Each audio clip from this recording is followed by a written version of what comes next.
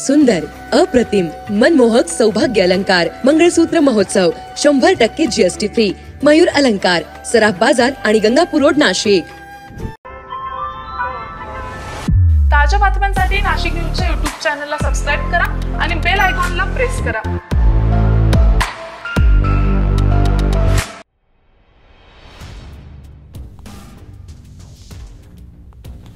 नाशिकच्या पवित्र रामकुंडावर गेलेल्या एका तरुणाचा पाय घसरल्यानं तो क्षणार्धात गोदावरीत वाहून गेल्याची घटना काल मंगळवारी घडली.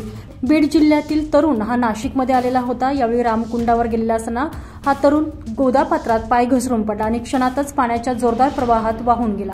बीड जिल्ह्यातील अंबेजोगाई तालुक्यातील बालाजी राममुळे हा काल रामकुंड परिसरातून नदीपात्रात वाहून गेलेला आहे. अद्यापपर्यंत त्याचा पत्ता लागू शकलेला नाही. गोदावरी पात्रात सध्या मोठ्या प्रमाणात पाणवेली तयार झालेल्या असून त्या पाणवेलीमध्ये हा तरुण अडकला असावा अशी शक्यता वर्तवली जात आहे. दरम्यान अंबेजोगाई गावातील बालाजीमुळे वाहून गेल्याची माहिती कळताच बीड जिल्ह्यातील राष्ट्रवादी काँग्रेसच्या कार्यकर्त्यांनी माजी मंत्री छगन भुजबळ यांना घटनेची माहिती दिली.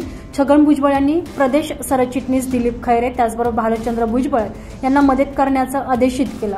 त्याचबरोबर नाशिक जिल्हा आपत्ती व्यवस्थापन, अग्निशामक दल, अपदा मित्र यांच्या सहकार्यानं युवकाचा शोध तातडीनं सुरू करण्यात आला.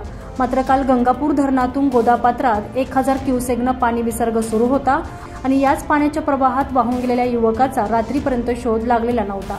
रात्र झाल्यानं मदत कार्य हे थांबवण्यात आलेलं होतं.